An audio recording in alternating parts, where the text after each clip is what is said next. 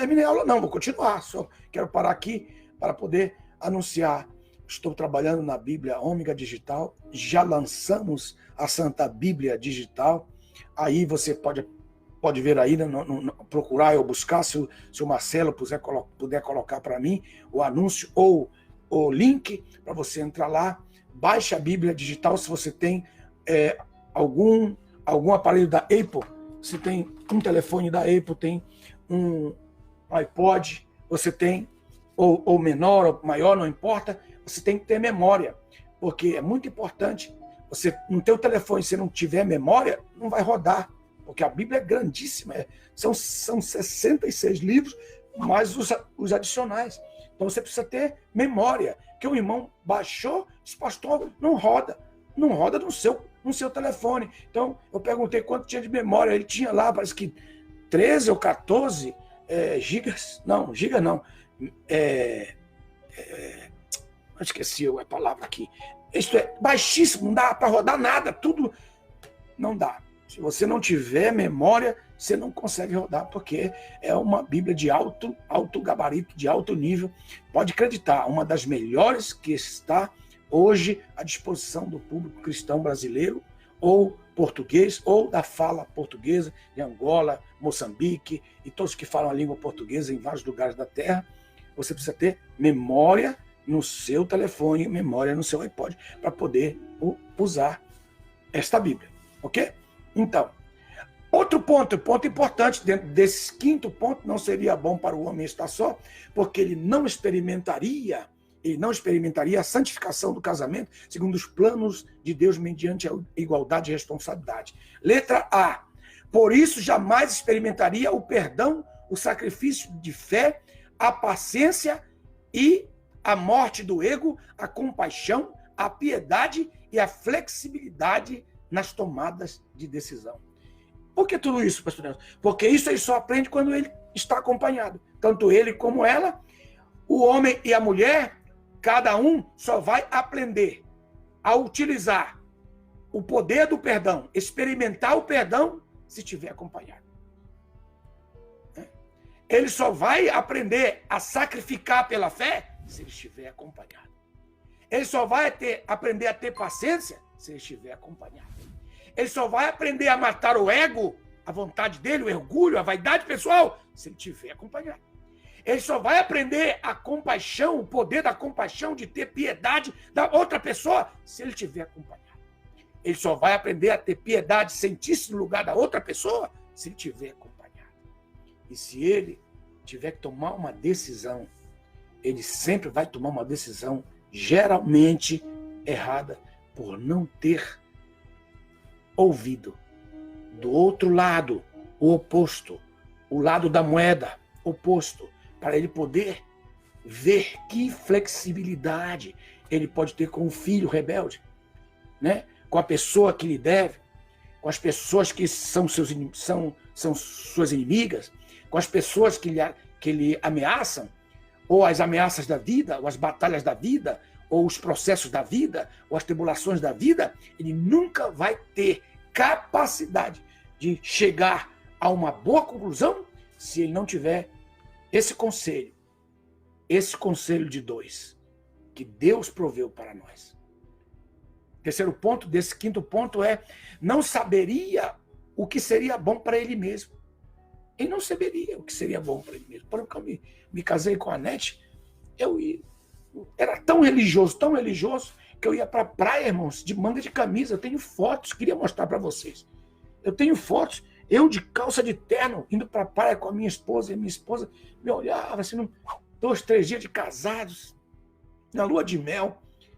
Eu não tinha uma blusa polo, não tinha uma calça jeans, porque eu fui formado no poder da religiosidade. E essa religiosidade e a solidão que eu vivia, também a solidão, me fez assim. Então, o que ela foi fazendo? Ela foi tendo piedade de mim. Aí ela me levou no shopping. Disse, essa roupa, não, você não gosta dessa blusa, não. Eu sou um pastor, eu sou um... Não, você vai se usar uma blusa uma camisa polo, você vai comprar um sapato jeans. Eu nunca tinha usado um sapato jeans na minha vida. E tudo isso foi porque eu tive uma pessoa idônea comigo. E hoje, que eu visto, tudo é resultado do aprendizado que eu tive com ela. Porque ela é estilista, ela é estilista profissional. Então, ela foi jogando pouco a pouco com a sua sabedoria.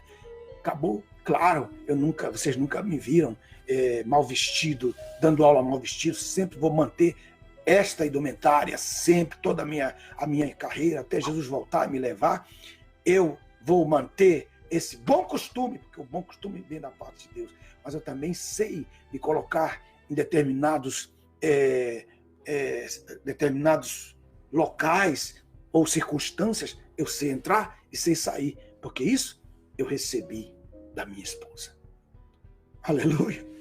Bendito seja o nome do Senhor. O homem, ponto número 2, o homem desenvolveria um egoísmo mortal. É exatamente isso que eu estou falando. Número 3 desse quinto ponto.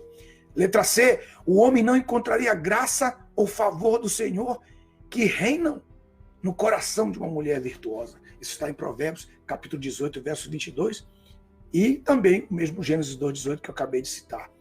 Ponto 4, letra D, não saberia o que seria bom para ele mesmo. Quando Deus criou a mulher, após a sua formação, jamais disse que ela era boa. Ele decidiu que esse era um direito que não lhe cabia, a não ser a Adão. Deus não disse.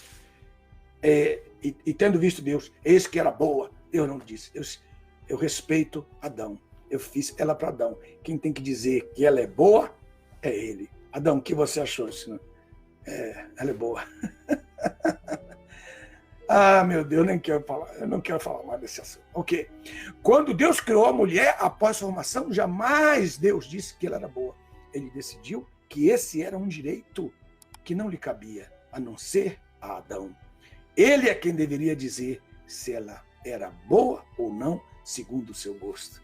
Aleluia. Que legal, não é verdade? Ai, minha esposa está aqui do lado desse lado, não posso mostrá-la. Ok. Número 5, letra E desse ponto 5, o homem seria só e perdido. Quando o homem está centrado nele mesmo, ele só sabe pecar. É só isso que o homem sabe fazer. Oh, pastor, o senhor está acabando com a raça humana. Diga se não é. Por isso ele não pode de maneira nenhuma estar só, porque ele só sabe pecar. Viu, José? José Agemiro, Marcelo Santana, estou vendo aqui as suas risadas. A Berenice está fazendo aquela cara assim de Santa Catarinense, de barriga verde. Okay. Muito bem. Ele seria só perdido. O homem seria só perdido. E quais são as consequências da solidão? Número 1, a antissociabilidade. O espírito e a alma humanos são altamente sociais, pois o homem foi feito para estar acompanhado de seus semelhantes e em comunhão com seu Criador. Nós estamos passando uma luta agora, nesse período aí desse coronavírus. Por quê? Porque nós não podemos estar. A NET me contou que o camarada teve tanta saudade da sua família que ele foi lá visitá-la. E quando ele chegou lá, todo mundo veio com a vassoura, sabão em pó, jogaram álcool em cima dele, esfregaram ele com escovão e depois disseram, agora você pode entrar. Não venha me visitar porque eu vou fazer a mesma coisa com você. A NET está dando risada ali. Pois não existe maturidade, meus amigos, sem convivência humana. A maturidade gera frutos morais e esses frutos amadurecem quando aprendemos a crescer sobre a instrução educacional, sociocultural e espiritual. Assim, o nosso caráter ganha força com a santidade que se estabelece pelo temor a Deus quando estamos em sociedade, e especialmente a sociedade que conhece a Deus. Outro ponto é que ele só faria coisas erradas. Com a solidão, as nossas escolhas são geralmente pecaminosas, porque não sabemos vigiar a nós mesmos. Nós não sabemos vigiar a nós mesmos. E como estamos juntos, acompanhados, mesmo que a pessoa não esteja de olhos sobre você, existe um espírito que sobeja.